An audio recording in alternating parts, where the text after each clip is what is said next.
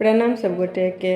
हम अंजू मिश्रा आइ अहाँ सबके बीच छठ पूजा के शास्त्र के अनुसार महत्व और जानकारी लऽ कऽ उपस्थित छी।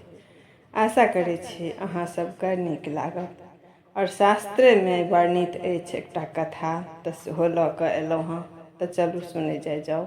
ई व्रत सप्तमी युक्त षष्ठी तिथि के मनायल जाइत अछि, परंतु पंचमी युक्त षष्ठी नहीं करक चाहिए। सूर्यक ओहि दिन जहिया उदय काल में कनियो काल षष्ठी पड़े, तकर पश्चात सप्तमी भऽ जाए तऽ कोनो बात नहीं।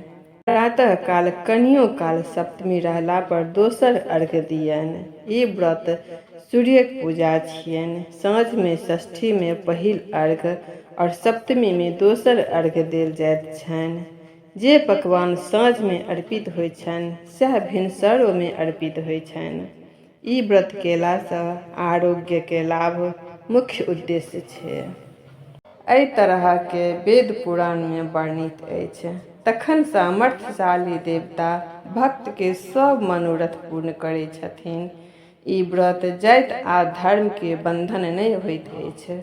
महिला पुरुष सब ई व्रत के अधिकारी होइत छथि। मिथिला में ई व्रत घर घर कयल जाइत अछि। मिथिला में नहीं पूरे बिहार में कयल जाइत अछि। छठि व्रत करे वाला चौठ के नहा कऽ अरबा अरबाइन खाइत छथि।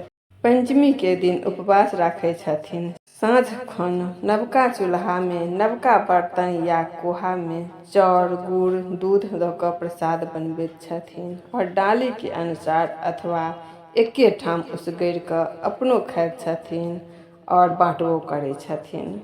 षष्ठी के दिन व्रत करे वाला या करे वाली साँझक पहर में स्नान कऽ के नव वस्त्र पहिर कऽ नदी या पोखरि में जाकर सूर्य भगवान के मुँहे ठाढ़ भऽ कऽ जतेक डाली सूप ढाकन में अर्घक सामग्री जेना ठेकुआ केरा पान सुपारी फल फूल धूप दीप नैवेद्य सब सामग्री लऽ कऽ अर्घ्य दैत छथिन और ओहिना भोरो में अर्घ्य दैत छथिन। तऽ शास्त्र के अनुसार ई कथा अछि। एक समय में नैमिषारण्य में सर्वशास्त्रज्ञ सैनक मुनि सूत जी सँ जिज्ञासा केलखिन जे एहि पृथ्वी पर लोक सब तरह के रोग से ग्रस्त अछि, ककरो संतान नहीं होइत छै। अगर ककरो संतान होइतो अछि तो अल्पायु होइत अछि, अल्प आयु में मरि जाइत छै, तकर सभक दुख कोना नाश हेतै। तखन सूत जी कहलखिन जे ई बात भीष्म पितामह पुलस्त्य मुनि से पूछने छलखिन जे ई कथा कहनिहार और सुननिहार दुनू के पाप के विनाश होइत छै। प्राचीन काल में एकटा बलवान और ईर्ष्यालु क्षत्रिय राजा छलथि। हुनका पूर्व जन्म के पाप से कुष्ठ भऽ गेल छलनि और ओ यक्ष्मा रोग सेहो भऽ गेल छलनि। ओ एहन जिंदगी से हुनका मरण नीक लागऽ लगलनि। ठीक ओहि समय में एकटा शास्त्रज्ञ धर्मात्मा ब्राह्मण पहुँचलखिन।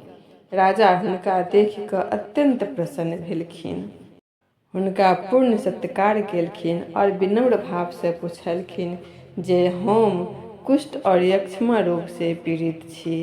कियो पुत्र विहीन छथि, किनको संतान जीवित नहीं छनि, कोनो स्त्री के पति त्याग देने छनि, ई सभक दुखक निदान कोना हेतै।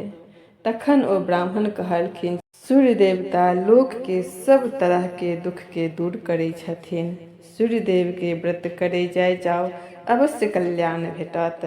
तखन ओ ब्राह्मण पंचमी के खरना से लऽ कऽ सप्तमी के प्रातः काल के अर्घ्य तक पूर्ण विधि विधान बतेलखिन। ओ सब ओहि तरह केलखिन तऽ सब क्लेश दूर भेलनि। जे कियो ई व्रत केलखिन सबके मनवांछित फल प्राप्त भेलनि। जे कियो ई कथा सुनै छथि या कहै छथिन तऽ हुनको सब मनोरथ पूर्ण होइ छनि। सूर्य भगवान सबके मनोकामना पूर्ण करै छथिन।